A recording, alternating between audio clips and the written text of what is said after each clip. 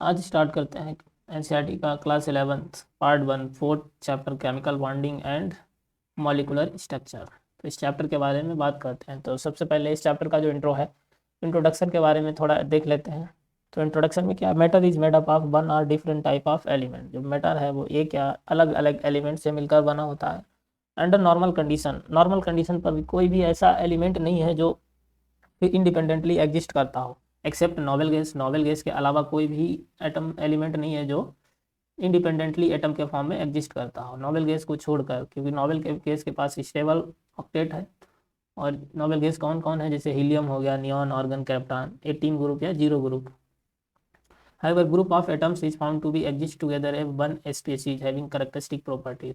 तो group of atoms is found to exist together as one species, मतलब एक species की तरह एग्जिस्ट करते हैं, इनकी खुद की स्पेसिफिक मतलब करेक्टरिस्टिक्स प्रॉपर्टी हो।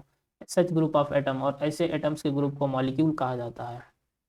सच ग्रुप ऑफ एटम्स का एटम्स इज कॉल्ड है molecule. Obviously there must be some force, और यहाँ पर कुछ फोर्स होते हैं जो इन कॉन्स्टिट्यूएंट्स एटम्स को होल्ड करने का काम करते हैं टुगेदर इन मॉलिक्यूल फॉर्म में। और the attractive force which hold the various constituents atoms ions को होल्ड करने का etcetera together in different chemical species. अलग अलग केमिकल स्पेसीज में इसको क्या कहा जाता है, केमिकल बॉन्ड। तो केमिकल बॉन्ड फॉर्मेशन कब होता है, जब अट्रैक्शन फोर्स रिपल्सन फोर्स से ज़्यादा हो। Attraction force more than repulsion.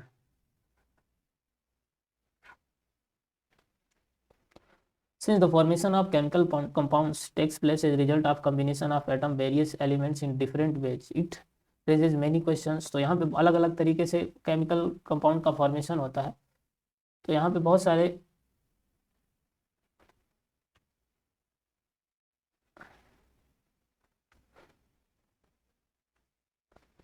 सारे क्वेश्चंस का अराइज होते हैं।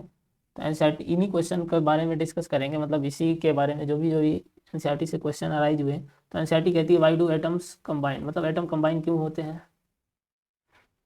And why are only certain combination possible, और उसमें कुछ ही कॉम्बिनेशन है जो पॉसिबल है। Why do some atoms combine while other certain others do not, उनमें मतलब कुछ ऐसे होते हैं कंबाइन करते हैं, कुछ नहीं करते हैं। Why do molecules possess definite shape, और मॉलिक्यूल डेफिनिट शेप क्यों होती है। To answer such questions different, और ऐसे क्वेश्चन के लिए कुछ थ्योरीज और कॉन्सेप्ट दिए गए हैं। तो कॉसेल, जैसे कि पहले कॉन्सेप्ट की बात करते हैं तो लॉस कॉसेल लुईस अप्रोच है, फिर balance cell electron pair repulsion BSPR, उसके बाद में valence bond theory BBT, and उसके बाद में molecular orbital theory MOT। The evolution of various theories of balance and the interpretation of the nature of chemical bond which have closely been related to the development in the understanding of the structure of atom, electronic configuration of element and the periodic table. Every atom tends to more, और हर एक atom होता है वो अपने आप को more stable बनाना चाहता है। Bondings in is nature's way of lowering the energy of the system attain stability. तो जो नेचर्स में क्या होता है कि अपनी एनर्जी को लो करके अपने आप को स्टेबिलिटी अटैन कराता है। जितनी ज़्यादा मतलब कोई भी सिस्टम है वो लो एनर्जी में ही स्टेबल होगा, अगर हाई एनर्जी होगी तो जो सिस्टम है अनस्टेबल हो जाएगा। अब बात करते हैं Kossel Lewis approach to chemical bonding.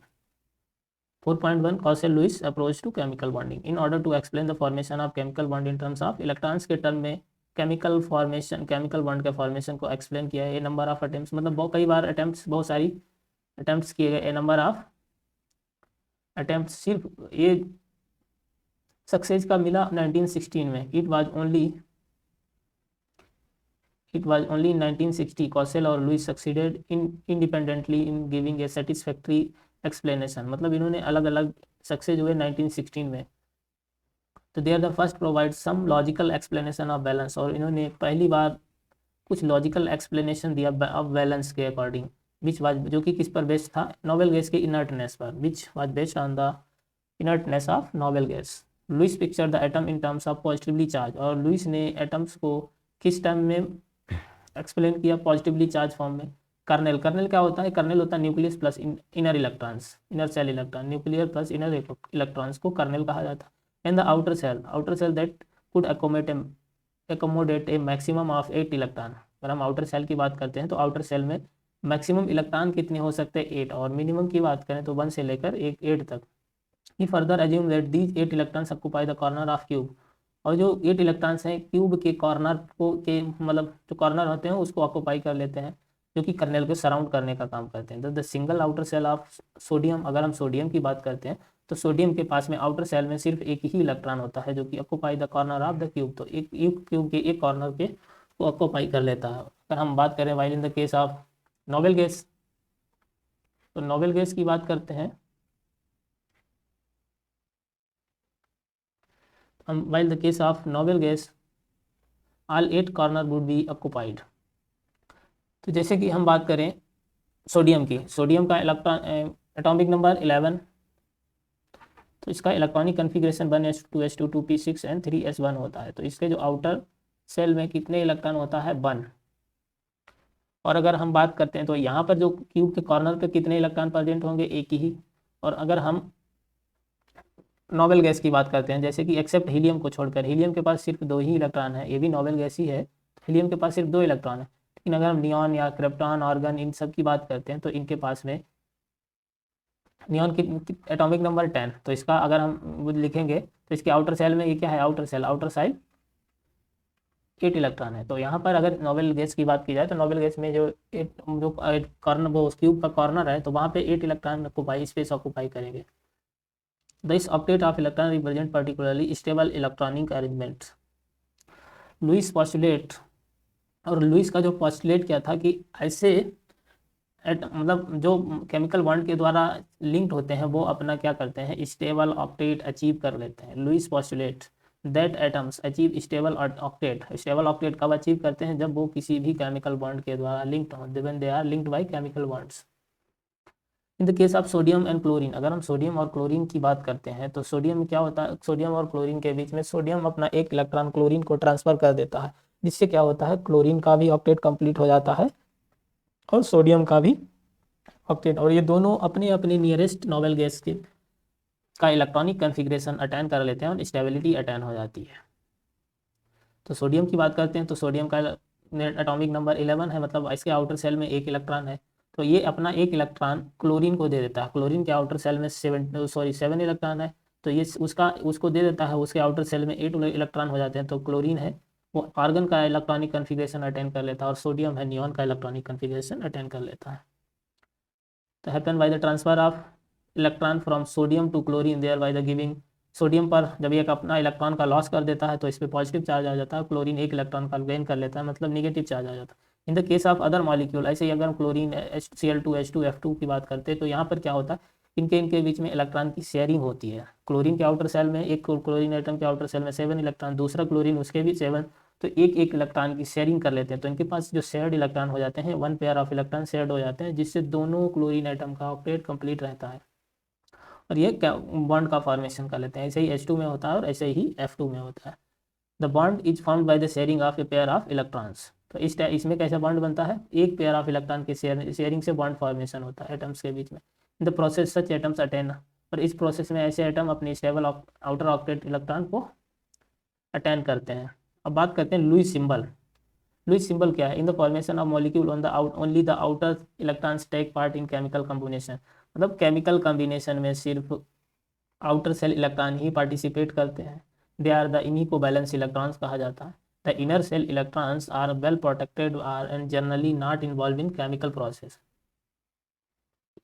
तो जो इनर सेल इलेक्ट्रॉन होते हैं वो वेल प्रोटेक्टेड होते हैं और जनरली केमिकल प्रोसेस में इन्वॉल्व नहीं होते हैं।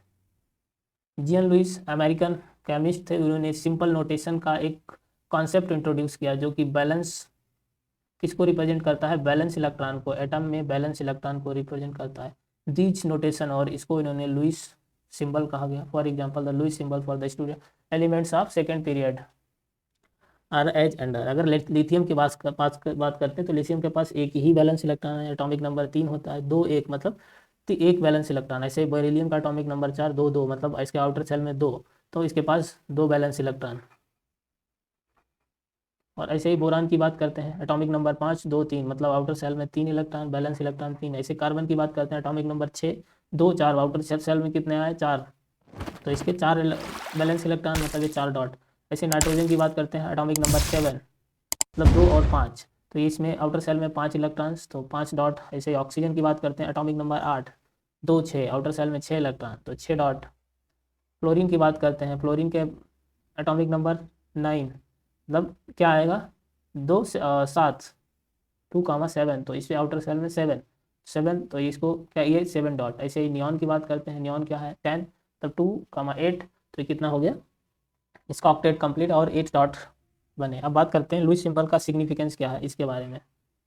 Significance of Lewis symbol, the number of dots around the symbol represent, symbol के जो चारों तरफ डॉट्स हैं ये किसको रिप्रेजेंट करते हैं, नंबर ऑफ बैलेंस इलेक्ट्रॉन को रिप्रेजेंट करते हैं। This number of valence electron help to calculate the common या group valence of the element, और जो ये बैलेंस इलेक्ट्रॉन का नंबर है क्या किसमें हेल्प करता है, कॉमन या ग्रुप बैलेंस एलिमेंट के ग्रुप बैलेंस या कॉमन नंबर को कैलकुलेट करने में हेल्प करता है। The group valence of the element is generally either equal to the number of dot, जो ग्रुप बैलेंस है एलिमेंट का जनरली क्या होगा, या तो जो डॉट्स हैं उनके बराबर होगा, या फिर डॉट सिंबल है उसके डॉट लुईस सिंबल है उसके बराबर होगा, या फिर 8 माइनस नंबर ऑफ डॉट्स के बराबर होगा, और valence electrons. Kossel in relation to chemical bonding drew attention to the following steps, तो इन्होंने कॉसेल का जो रिलेशन है केमिकल बॉन्डिंग में उन्होंने कुछ फैक्ट बताए हैं। पहला है कि पीरियोडिक टेबल में अगर हम बात करते हैं तो जो हाईली इलेक्ट्रोनेगेटिव हेलोजेंस हैं, मतलब हाईली इलेक्ट्रोनेगेटिव कौन है, हेलोजन है, फ्लोरीन क्लोरीन ब्रोमीन है, आयोडीन। ऐसे ही highly positive electropositive alkali metals कौन है, वो फर्स्ट ग्रुप के मेंबर होते हैं, separated by the noble gas. Highly electronegative कौन हो गए, हेलोजन, और हाईली इलेक्ट्रो पॉजिटिव कौन है, एल्कली मेटल्स, मतलब first group lithium sodium potassium rubidium. Formation of negative, और निगेटिव आयन का फॉर्मेशन कहाँ से होगा, हेलोजन से, मतलब chlorine bromine iodine, chlorine chlorine bromine iodine जो हाईली इलेक्ट्रोनेगेटिव है। और पॉजिटिव आयन का फॉर्मेशन होगा हाईली इलेक्ट्रोपॉजिटिव, मतलब एल्कली मेटल से, lithium sodium potassium rubidium is associated with the gain, तो इलेक्ट्रॉन का गेन कौन करेगा, जो इलेक्ट्रोनेगेटिव होगा हाईली इलेक्ट्रोनेगेटिव, और लॉस कौन करेगा, जो हाईली इलेक्ट्रोपॉजिटिव होगा। The negative and positive ions thus formed at an stable noble gas. अब ये जो निगेटिव और पॉजिटिव आयंस हैं क्या करते हैं, अपने stable octet noble gas electronic configuration attend कर लेते हैं। The noble gases with the exception of helium, helium को छोड़कर, हीलियम के पास सिर्फ 2 ही इलेक्ट्रॉन होते हैं, helium which is duplet of electrons, have a particularly stable outer shell configuration of 8, मतलब ऑक्टेट कंप्लीट, जो NH2 NP6 इसका क्या है, जनरल इलेक्ट्रॉनिक कन्फिग्रेशन है। The negative and positive ions are stabilized by electrostatic attraction, और जो negative और positive ion है कैसे है, इलेक्ट्रोस्टैटिक अट्रैक्शन के द्वारा स्टेबलाइज्ड है, मतलब निगेटिव चार्ज और पॉजिटिव चार्ज के बीच में इलेक्ट्रोस्टैटिक अट्रैक्शन होता है जिससे कंपाउंड का फॉर्मेशन होता है। जैसे कि अगर हम बात करते हैं NaCl का फॉर्मेशन कैसे होता है, for example the formation of NaCl from sodium and chlorine according to the अब scheme can be explain. Sodium की बात करते हैं तो सोडियम का इलेक्ट्रॉनिक कन्फिग्रेशन नियॉन 3s1, तो ये क्या करता है, एक इलेक्ट्रॉन का लॉस कर देता है और ये नियॉन का इलेक्ट्रॉनिक अपने मतलब नियरेस्ट नोबेल गैस का इलेक्ट्रॉनिक कन्फिग्रेशन अटेंड कर लेता है। तो ऐसे ही क्लोरीन की बात करते हैं तो क्लोरीन का एटॉमिक नंबर 7, मतलब आउटर सेल में 17 है, तो आउटर सेल में 7 इलेक्ट्रॉन है, तो ये क्या इसका electronic configuration neon 3s2 3p5 है।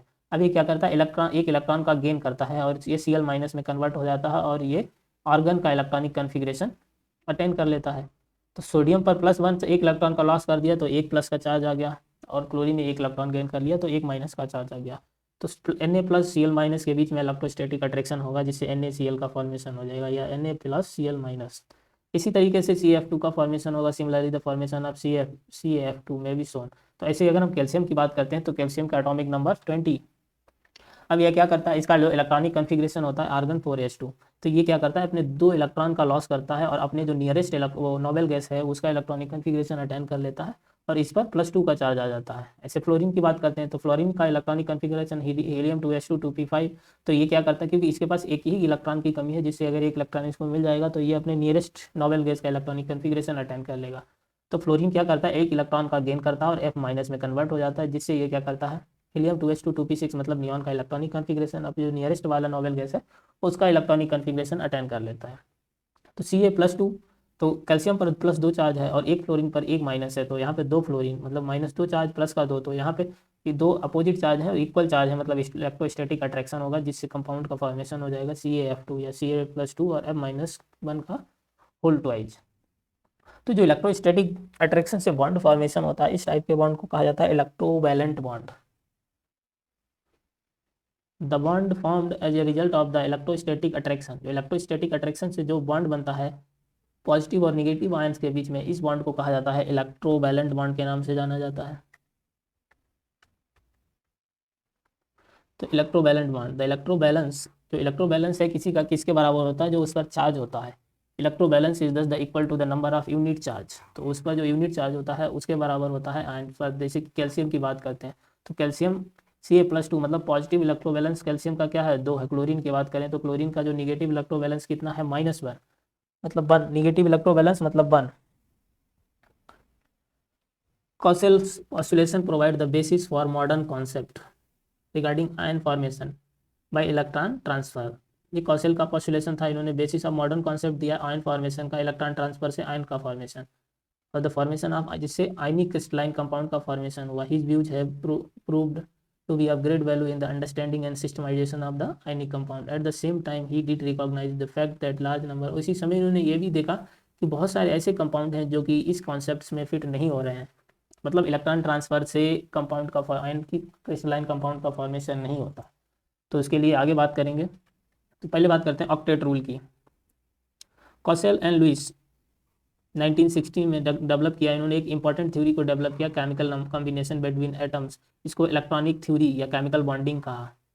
1916 में कॉसेल और लुइस ने, दोनों लोगों ने 1916 में एक इंपॉर्टेंट थ्योरी डेवलप की केमिकल कॉम्बिनेशन की, जिसको इलेक्ट्रॉनिक थ्योरी या केमिकल बॉन्डिंग कहा। According to this atoms can combine either by transfer of valence electron. तो इनके अकॉर्डिंग क्या था, जो एटम्स हैं कंबाइन कैसे होते हैं, या तो बैलेंस इलेक्ट्रॉन के ट्रांसफर से from one atom to another atom, मतलब इलेक्ट्रॉन के गेन या लॉस करके इलेक्ट्रॉन ट्रांसफर करते हैं, या फिर क्या, by sharing of valence electron, मतलब या अपने बैलेंस इलेक्ट्रॉन की शेयरिंग कर लेते हैं in order to have an octet, in their valence shell, अपने ऑक्टेट के ऑर्डर में, जिसको कहा जाता है ऑक्टेट रूल। अब बात करते हैं कोवैलेंट बॉन्ड। तो कोवैलेंट बॉन्ड का फॉर्मेशन कैसे हुआ। कोवैलेंट बॉन्ड का फॉर्मेशन होता है इक्वल शेयरिंग ऑफ इलेक्ट्रॉन से, मतलब यहाँ पे जो कैसे होगा, इक्वल टाइप ऑफ शेयरिंग से।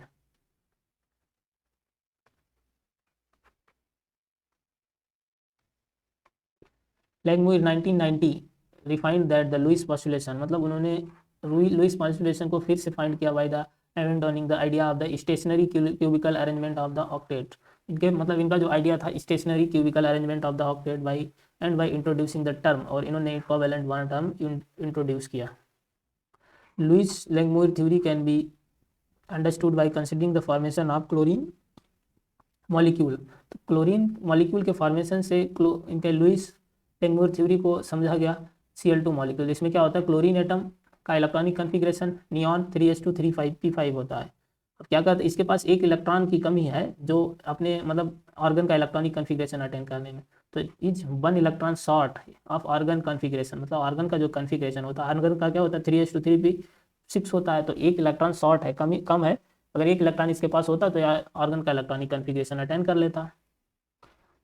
तो formation of the Cl2 molecule can be understood in terms of the sharing of A pair of electron between the 2 chlorine atom. इसमें क्या होता है कि 2 क्लोरीन एटम पास में आकर एक एक इलेक्ट्रॉन की शेयरिंग कर लेते हैं, मतलब एक पेयर ऑफ इलेक्ट्रॉन जो शेयर्ड इलेक्ट्रॉन हो गए, ए पेयर ऑफ इलेक्ट्रॉन, जिससे कोवैलेंट बॉन्ड का फॉर्मेशन हो जाएगा। Each chlorine atom contribute to 1 electron to the shared pair and in the process both. तो इस प्रोसेस में ये डायग्राम में दिया है covalent bond between 2 chlorine atom. तो यहाँ पे एक क्लोरीन इसके पास 7 इलेक्ट्रॉन्स, ऐसे ही दूसरा क्लोरीन उसके पास 7 इलेक्ट्रॉन। तो ये क्या करते हैं, अपने एक पेयर ऑफ इलेक्ट्रॉन के जो एक पेयर ऑफ इलेक्ट्रॉन है उनकी शेयरिंग करते हैं, दोनों एक एक इलेक्ट्रॉन की शेयरिंग करते हैं। तो दोनों का ऑक्टेट, इसके पास भी 8 इलेक्ट्रॉन हो गए और इसके पास भी 8 इलेक्ट्रॉन हो गए, मतलब दोनों का ऑक्टेट हो गया कंप्लीट, जिससे क्लोरीन Cl-Cl मतलब क्लोरीन के बीच में कोवैलेंट बॉन्ड का फॉर्मेशन हो गया। इन द प्रोसेस, इस प्रोसेस में क्या है, in the process both chlorine atoms attain the outer shell octet of the nearest noble gas, मतलब अपने जो पास वाली नोबल गैस है उसका ऑक्टेट मतलब इलेक्ट्रॉनिक कन्फिग्रेशन अटेंड कर लेते हैं ऑर्गन। तो क्लोरीन के जो पास वाला नोबल गैस कौन है, ऑर्गन, तो ऑर्गन का इलेक्ट्रॉनिक कन्फिग्रेशन अटेंड कर लेते हैं। द डॉट्स रिप्रेजेंट इलेक्ट्रॉन्स, और जो डॉट हैं वो किसको रिप्रेजेंट करते हैं, इलेक्ट्रॉन्स को। Such structures are refers to as Lewis dot structure, इसी स्ट्रक्चर को क्या कहा जाता है, Lewis dot structures. The Lewis dot structure can be written for the other molecule also, और जो लुइस डॉट स्ट्रक्चर है और मॉलिक्यूल के भी लिखी जाती है इन विच द कंबाइनिंग एटम में भी आइडेंटिकल, ऐसे एटम्स जिनमें कंबाइनिंग एटम्स कैसे हों, एक जैसे हों या अलग अलग हों। The important condition being that, अब इसके लिए कुछ इंपॉर्टेंट कंडीशन है उसकी बात करते हैं। तो लुईस डॉट स्ट्रक्चर के लिए इंपॉर्टेंट कंडीशन की बात करते हैं। Each bond is formed as a result of sharing of one electron an electron pair between the atom. तो हर एक जो बॉन्ड बनता है कैसे बनता है, result of sharing of an electron, एक इलेक्ट्रॉन की शेयरिंग से, एक electron pair between the atom. तो मतलब दो एटम्स के बीच में एक कम से कम एक इलेक्ट्रॉन बॉन्ड, एक बॉन्ड का फॉर्मेशन कब होगा, एक पेयर ऑफ इलेक्ट्रॉन की शेयरिंग, मतलब दोनों का एक एक इलेक्ट्रॉन की शेयरिंग हो। Each combining atom contribute at least one electron of the shared pair. तो जो शेयर्ड मतलब एक पेयर इलेक्ट्रॉन है तो उसमें से हर एटम का कम से कम एक इलेक्ट्रॉन होना चाहिए, at least one electron. The combining atom attain the outer shell noble gas configuration as a result of the sharing of electron. और जो कंबाइनिंग एटम्स हैं वो उनका जो आउटर सेल क्या है वो novel gas electronic configuration attain कर ले, जिससे इलेक्ट्रॉन की शेयरिंग से। एक रूल है, मतलब अगर मतलब outer shell electronic configuration attain करना चाहिए अपनी शेयरिंग से।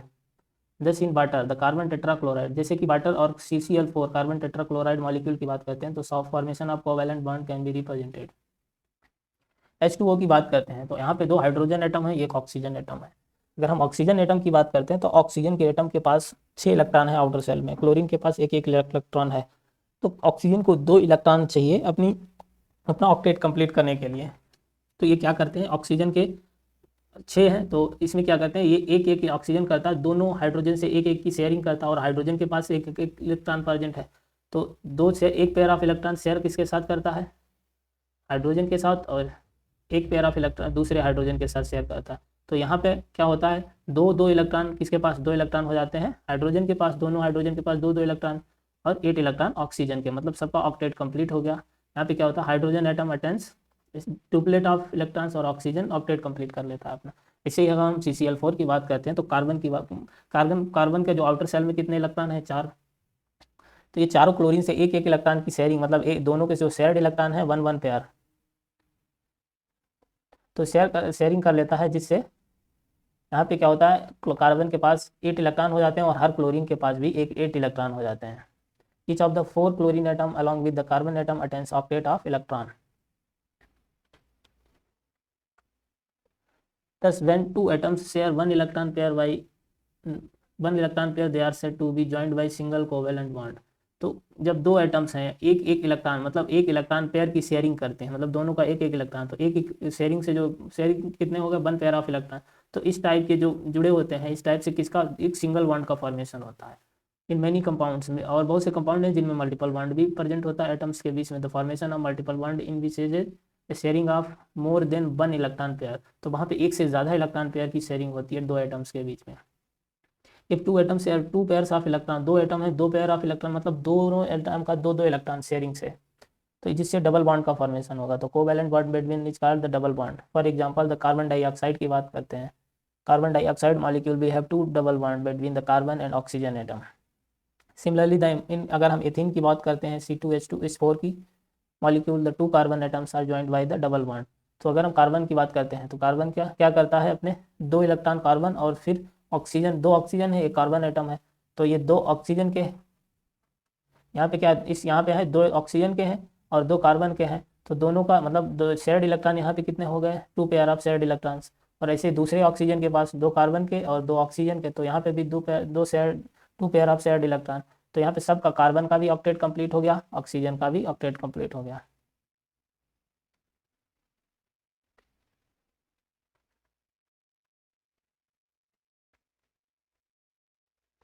इससे कार्बन कार्बन के बीच में डबल बॉन्ड, कार्बन ऑक्सीजन के बीच में डबल बॉन्ड का फॉर्मेशन हो जाता है, दूसरी कार्बन ऑक्सीजन के बीच में भी डबल बॉन्ड का फॉर्मेशन। तो double bond in CO2 molecule. अब वही एथिन मॉलिक्यूल की बात करते हैं, C2H4 मॉलिक्यूल, यहाँ पे 2 कार्बन एटम और हाइड्रोजन एटम कितने हैं, 4।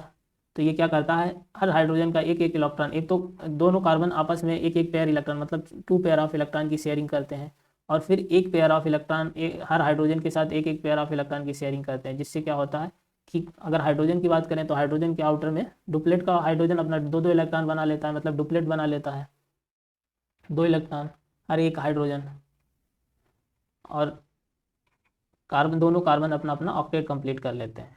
तो कार्बन कार्बन के बीच में डबल बॉन्ड का फॉर्मेशन हो गया, और ये कार्बन हाइड्रोजन के बीच में सिंगल बॉन्ड का फॉर्मेशन हो गया।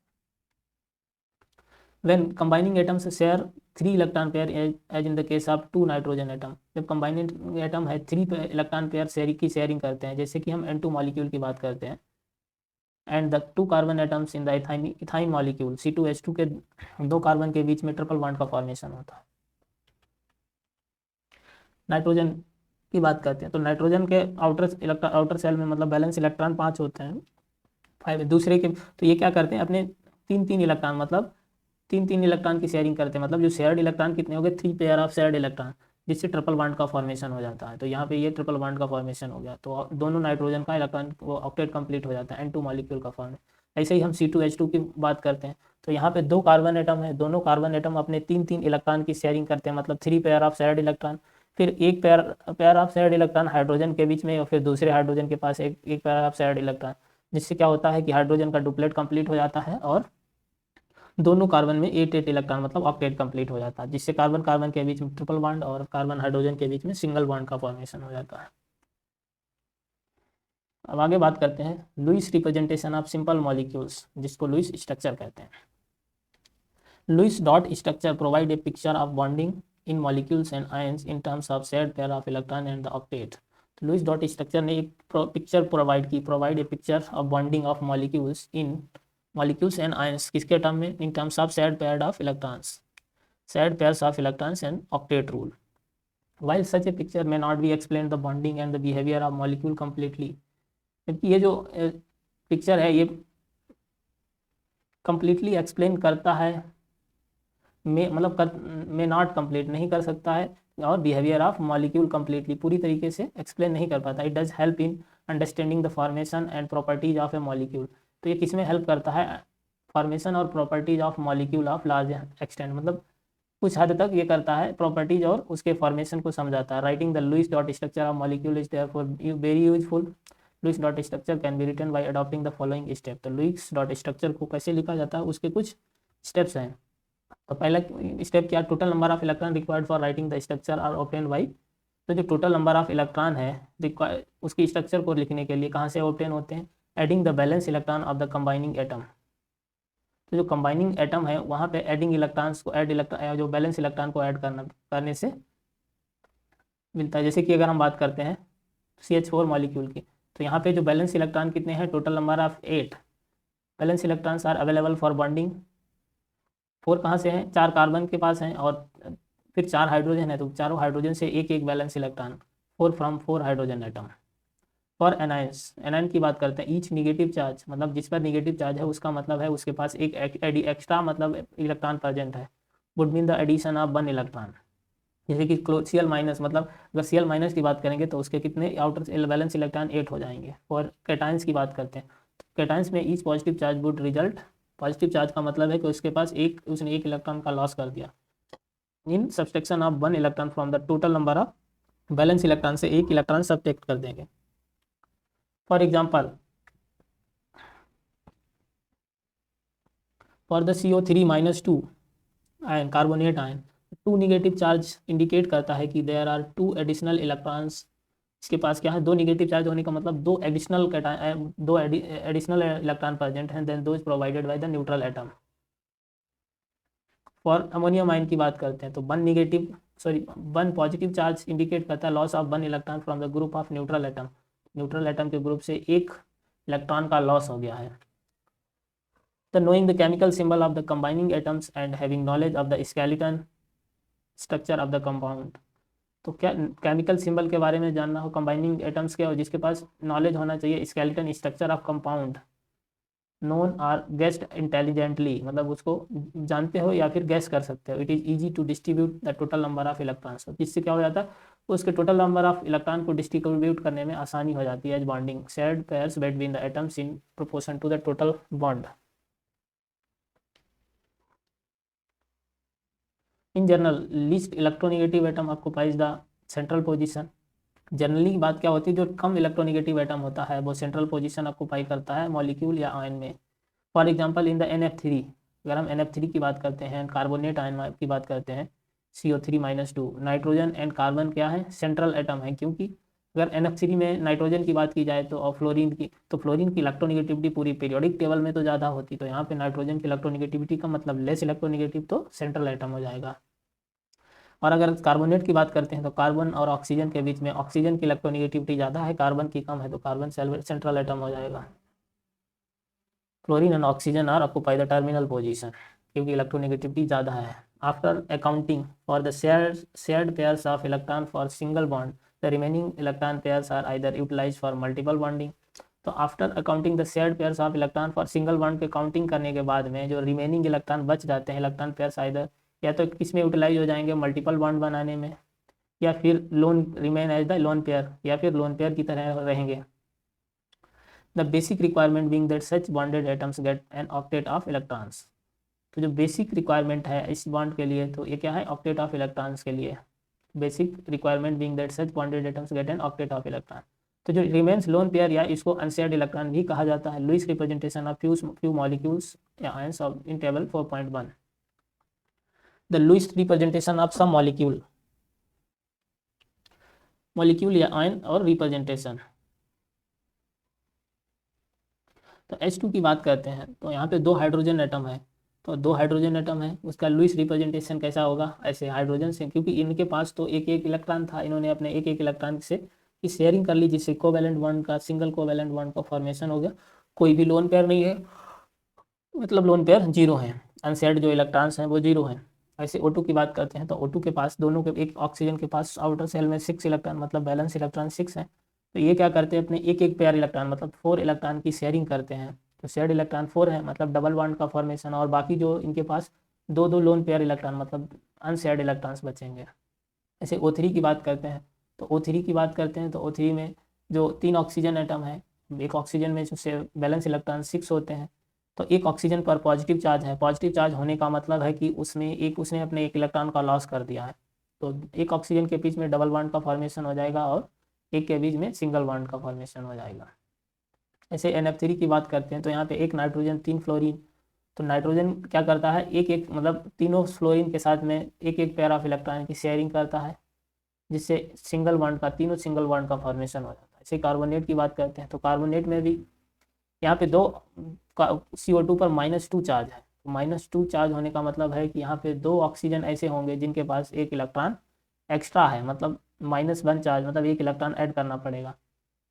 तो वो वाले ऑक्सीजन क्या करेंगे, सिंगल सिंगल बॉन्ड का फॉर्मेशन करेंगे, क्योंकि वो एक एक इलेक्ट्रॉन की शेयरिंग करेंगे, मतलब एक पेयर ऑफ इलेक्ट्रॉन ऑक्सीजन का, एक इस वाली ऑक्सीजन से, एक पेयर ऑफ इलेक्ट्रॉन इस वाली ऑक्सीजन से, और जो एक तीसरी ऑक्सीजन बची है उसके साथ में 2 पेयर ऑफ इलेक्ट्रॉन की कार्बन शेयरिंग करेगा, जिससे क्या होगा, डबल बॉन्ड का फॉर्मेशन हो जाएगा। इससे HNO3 की बात करते हैं। HNO3 में क्या होता है, यहाँ पे एक हाइड्रोजन एटम है, एक नाइट्रोजन एटम है और 3 ऑक्सीजन एटम है। तो यहाँ पे नाइट्रोजन एटम पर पॉजिटिव चार्ज है, नाइट्रोजन पर पॉजिटिव चार्ज होने का मतलब है कि नाइट्रोजन में एक इलेक्ट्रॉन लॉस कर दिया, तो नाइट्रोजन का जो बैलेंस इलेक्ट्रॉन 5 होते हैं, मतलब 4 बैलेंस इलेक्ट्रॉन बचे हैं। तो ये 4 बैलेंस इलेक्ट्रॉन में क्या करता है, 3 ऑक्सीजन के साथ शेयरिंग करता है, जिससे एक ऑक्सीजन के साथ डबल बॉन्ड का फॉर्मेशन हो जाता है और एक के सिंगल, मतलब 2 के साथ सिंगल का बॉन्ड का फॉर्मेशन हो जाता है, और ऑक्सीजन हाइड्रोजन के बीच में शेयरिंग हो जाती है, एक पेयर ऑफ, एक लोन पेयर, वो सॉरी, एक one pair of shared electron.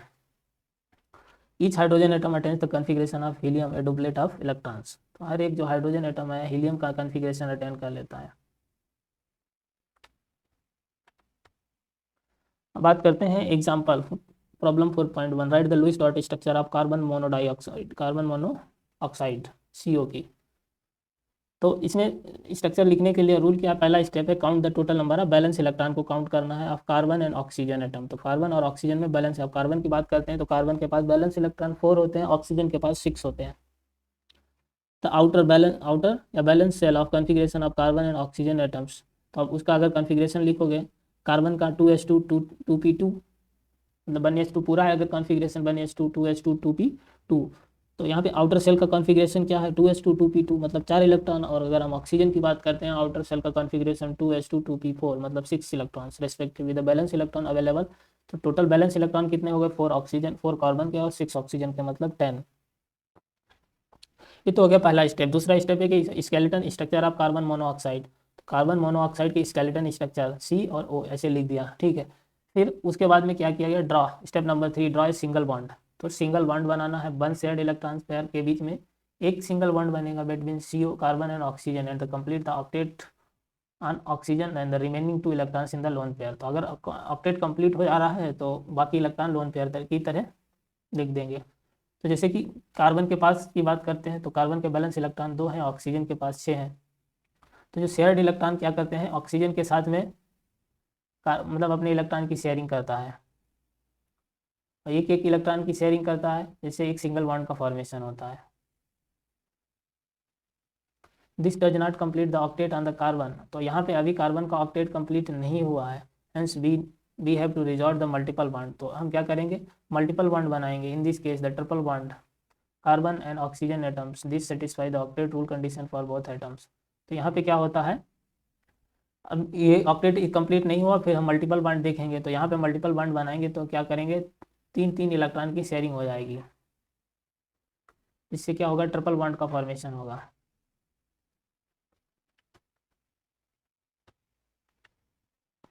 Right the Lewis structure of the nitrite NO2 minus, count the total number of valence electron of nitrogen atom, oxygen atom and additional 1 negative charge, एक जो minus charge है उसको भी equal to 1 electron. तो nitrogen 2s2 2p3 outer electronic configuration, oxygen 2s2 2p4। तो nitrogen के पास 5 हो गए, ऑक्सीजन के पास 2 × 6, वो 2 × 6 मतलब कितने हो गए, 2 ऑक्सीजन है ना, तो कितने हो गए 12 और प्लस 1 मतलब कितना, टोटल इलेक्ट्रॉन कितने हो गए 18। तो स्केलेटन स्ट्रक्चर लिखना है, oxygen nitrogen oxygen. Step number 3 क्या है, सिंगल बॉन्ड बनाना है वन शेयर्ड इलेक्ट्रॉन पेयर के बीच में between the nitrogen and oxygen, nitrogen and each of oxygen atom completing the octet on oxygen atom. This however does not complete the octet on the nitrogen if the remaining 2 electrons constitute lone pair. तो क्या होता है कि अगर मान लो octet नहीं complete होता है नाइट्रोजन का, तो इफ द रिमेनिंग 2 इलेक्ट्रॉन्स हैं वो लोन पेयर की तरह लिख दिए जाएंगे। तो यहाँ पे देखो ऑक्सीजन और नाइट्रोजन की बात करें तो नाइट्रोजन के पास कितने इलेक्ट्रॉन्स, ऑक्सीजन, तीनों ऑक्सीजन के पास कितने हैं, और बैलेंस इलेक्ट्रॉन 6 हैं, नाइट्रोजन के पास 5 हैं और एक निगेटिव है, तो मतलब 6 इलेक्ट्रॉन हो गए। Hence we have to resort the multiple bonding between the nitrogen and one of the oxygen atom, in this case double bond, this leads to following Lewis dot structure. तो यहाँ पे जब मान लो उनका ऑक्टेट कंप्लीट नहीं हो रहा है तो हम फिर मल्टीपल बॉन्ड का फॉर्मेशन करेंगे। तो क्या करेंगे, यहाँ पे ऑक्सीजन का एक मतलब दो इलेक्ट्रॉन नाइट्रोजन और ऑक्सीजन के बीच में, एक पेयर ऑफ नाइट्रोजन एक पेयर ऑफ इलेक्ट्रॉन ऑक्सीजन, जिससे एक डबल बॉन्ड का फॉर्मेशन होगा। ऐसे ही इधर बात करेंगे दूसरे नाइट्रोजन और ऑक्सीजन के बीच में, तो यहाँ पे एक एक इलेक्ट्रॉन की शेयरिंग हो जाएगी, एक ऑक्सीजन और नाइट्रोजन के बीच में डबल बॉन्ड और दूसरी नाइट्रोजन और ऑक्सीजन के बीच में सिंगल बॉन्ड का फॉर्मेशन। तो हो गई लुईस डॉट स्ट्रक्चर के बारे में। अब बात करते हैं फॉर्मल चार्ज। फॉर्मल चार्ज क्या होता है, Lewis dot structure in general do not represent the actual shape of the molecule. तो लुईस डॉट स्ट्रक्चर है मॉलिक्यूल की एक्चुअल शेप को रिप्रेजेंट नहीं कर पाता है। In the case of polyatomic ions, polyatomic ions में द नेट चार्ज कैसा, net charge is posited by the ion as a whole and not by particular atom. जो नेट चार्ज है पूरे कंपाउंड पर होता है, ना कि किसी एक एटम पर होता है। It is however feasible to assign a formal charge on each atom. तो हमें इसके लिए एक मतलब ये फॉर्मल चार्ज का कॉन्सेप्ट इंट्रोड्यूस करना पड़ा, जिससे हमें मतलब हर एक एटम पर चार्ज पता चल जाएगा, फॉर्मल चार्ज उस पर क्या चार्ज है। The formal charge of an atom in polyatomic molecule और आयन में be identical defined age difference between the number of valence electron of the atom in each atom in an isolated or free state, the number of electrons assigned to that atom in the Lewis structure that is expressed। तो कैसे निकाला जाता है formal charge, उसकी बात करते हैं। Formal charge of an atom in Lewis structure equal to total number of electron in the free atom, मतलब total number of valence electron in the free atom, total number of non bonding मतलब lone pair of electrons, minus half of total number of bonding मतलब shared electrons. तो valence electron minus lone pair minus half of shared electron मतलब bonded electrons. अब बात करते हैं आगे। The counting is based on the assumptions that the atom in the molecule owns 1 electron of each shared pair in both electrons of lone pair. और ये जो counting है किस एजम्पशन पर बेस्ड है कि कम से कम मॉलिक्यूल है जो हर एक एटम है वो अपना एक कम से कम एक अपना इलेक्ट्रॉन जो शेयर्ड पेयर्ड इलेक्ट्रॉन है मतलब 2 इलेक्ट्रॉन में से एक हर उस दोनों में से एक एक दोनों का होना चाहिए। Each owns one electron of each shared pair, both the electrons of lone pair। Let us consider the ozone molecule. तो Lewis structure of O3 molecule में बी ड्रॉन, ये ओजोन का मॉलिक्यूल की लुईस स्ट्रक्चर है। तो यहाँ पे number दे दिया इस वाले ऑक्सीजन का 1, 2 एंड 3, ये नंबर दे दिया इनका। तो atoms have been numbered 1, 2, 3 into the formal charge. अब हम बात करते हैं सेंट्रल ऑक्सीजन एटम मार्क्ड 1, जिसको 1 मार्क किया उसके बात करते हैं उस पर फॉर्मल चार्ज।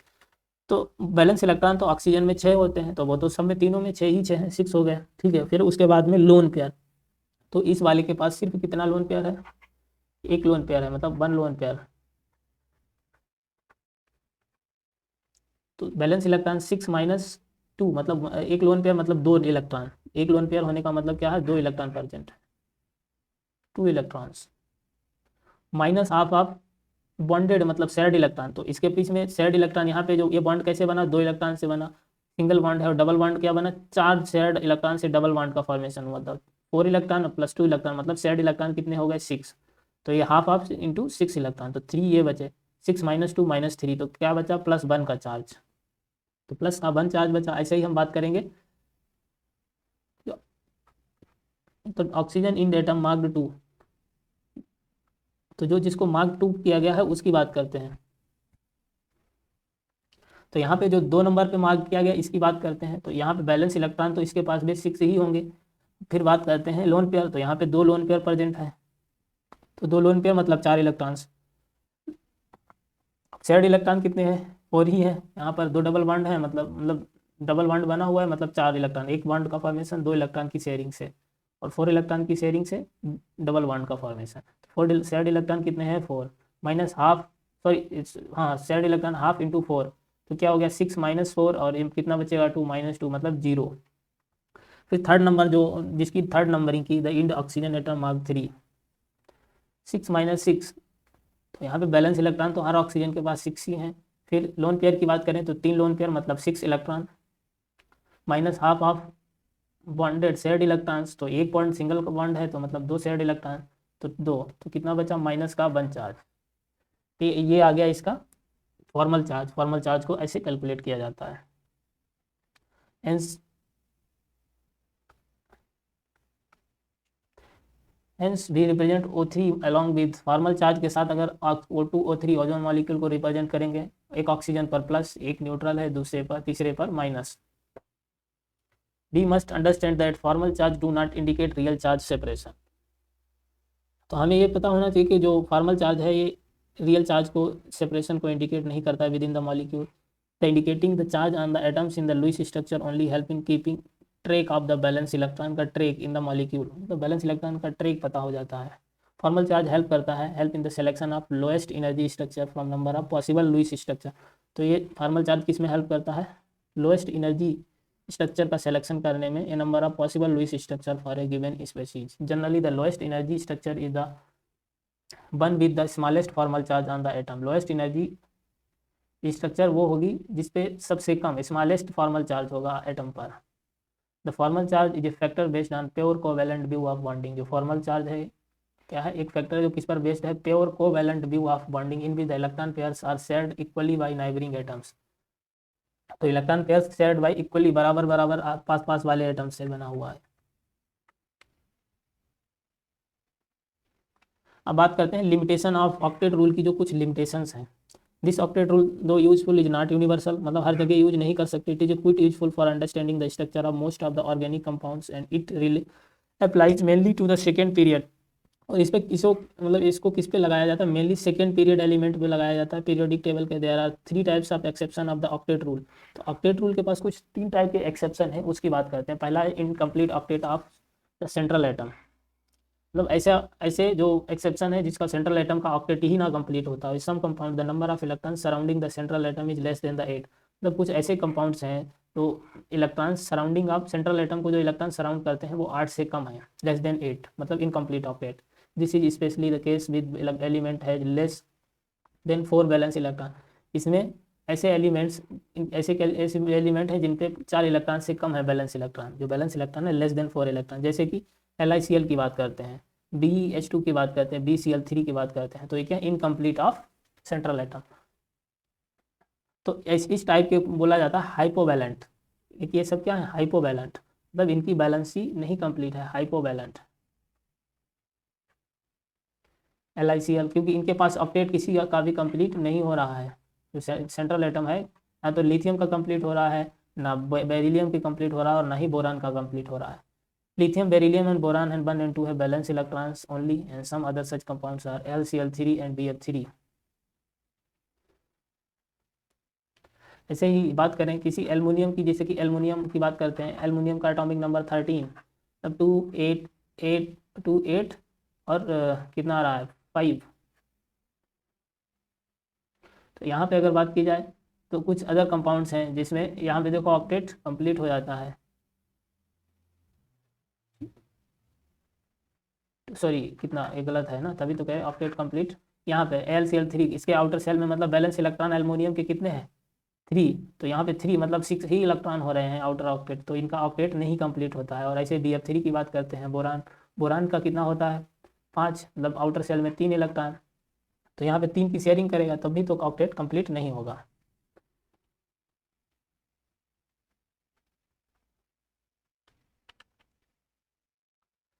अब बात करते हैं ऑड इलेक्ट्रॉन मॉलिक्यूल की। Odd electron molecule, in molecule with odd number of electron, ऐसे मॉलिक्यूल जिसमें odd number of electron like nitric oxide, अन्य नाइट्रोजन के 7 इलेक्ट्रॉन, ऑक्सीजन के 8, मतलब 15 electron, odd number of electron. Nitrogen dioxide मतलब NO2, एक nitrogen फिर 7 और 2 ऑक्सीजन 16 और 7 कितना हुआ 16 और 7 23, तो ऑड नंबर ऑफ इलेक्ट्रॉन। ऐसे ही octet rule is not satisfied by all the following atom, और भी जैसे कि ClO2 हो गया, ClO3 हो गया, ये सब ऑड नंबर ऑफ, जिसमें ऑड नंबर ऑफ इलेक्ट्रॉन है वो क्या है ऑड इलेक्ट्रॉन मॉलिक्यूल है, तो इनके ऑड नंबर ऑफ ऑड, ये हो गए ऑड इलेक्ट्रॉन मॉलिक्यूल का एग्जांपल। अब बात करते हैं एक्सपेंडेड, एक्सपेंडेड ऑक्टेट, मतलब या तो फिर उसको क्या बोलते हैं, दूसरा नाम है hyper valent, hyper valent octet. Elements in and beyond the third period, ऐसे एलिमेंट जो कहाँ पर हैं इन या थर्ड पीरियड के बाद के एलिमेंट, थर्ड पीरियड या थर्ड पीरियड के बाद वाले एलिमेंट हैं in the periodic table head apart from 3s and 3p orbitals and 3d orbital also available for bonding. तो यहाँ पे 3s 3p ऑर्बिटल्स होते हैं, उसके अलावा 3d ऑर्बिटल भी बॉन्डिंग के लिए अवेलेबल होता है। In number of compounds of these elements there are more than 8 valence electron, और इनमें क्या होता है जो बैलेंस इलेक्ट्रॉन कैसे होते हैं 8 से ज़्यादा होते हैं around the central atom. This is term as expanded octet या हाइपर वैलेंट ऑक्टेट बोला जाता है।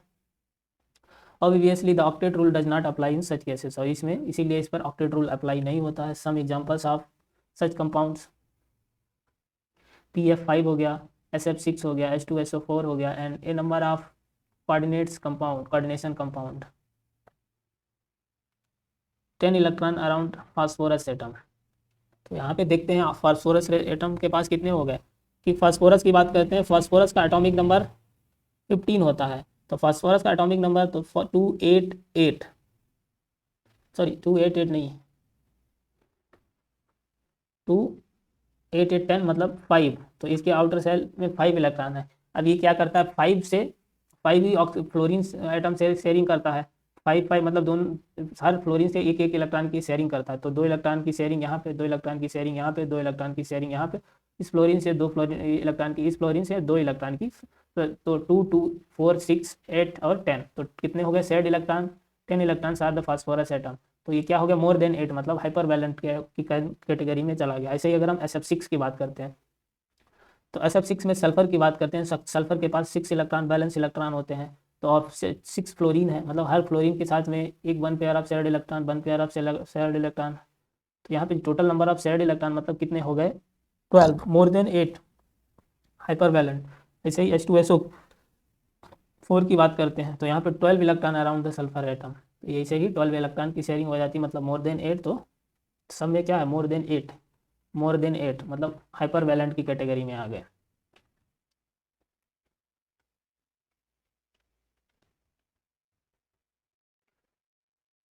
बात interestingly the sulphur also forms many compounds in which the octet rule is obeyed. Interesting, sulphur कुछ बहुत सारे ऐसे कंपाउंड भी बनाता है जहाँ पे ऑक्टेट रूल ओबे होता है, मतलब ऑक्टेट रूल वैलिड होता है। Sulphur dichloride, sulphur dichloride, इसमें सल्फर एटम है जो octet of electron around it HCl2, तो यहाँ पे ऑक्टेट रूल वैलिड है। अभी देखो सल्फर के पास 6 वैलेंस इलेक्ट्रॉन है, तो ये क्या करता है, एक इलेक्ट्रॉन, एक ऑक्सीजन मतलब 1 पेयर ऑफ इलेक्ट्रॉन इस ऑक्सीजन से और 1 पेयर ऑफ इलेक्ट्रॉन सॉरी इस क्लोरीन से और 1 पेयर ऑफ इलेक्ट्रॉन इस क्लोरीन से शेयरिंग करता है, जिससे क्या होता है यहाँ पर क्लोरीन का भी ऑक्टेट कंप्लीट रहता है और सल्फर का भी ऑक्टेट कंप्लीट हो जाता है। बात करते हैं जो इस ड्रॉबैक्स ऑफ ऑक्टेट थ्योरी की कुछ कमियां जो हैं, ड्रॉबैक्स हैं, उसकी बात करते हैं। It is clear that octet rule is based upon the chemical inertness of noble gas. तो ऑक्टेट रूल है किस पर बेस्ड है, chemical inertness of noble gas. However some noble gases जैसे कि फॉर एग्जांपल जीनॉन और क्रिप्टॉन की बात करते हैं, also combined with oxygen and fluorine to form a number of compounds। तो जो जीनॉन और क्रिप्टॉन है ये ऑक्सीजन और फ्लोरीन से कंबाइन करके बहुत सारे कंपाउंड्स का फॉर्मेशन करते हैं, XeF2, KrF2, XeOF2 एक्सेट्रा।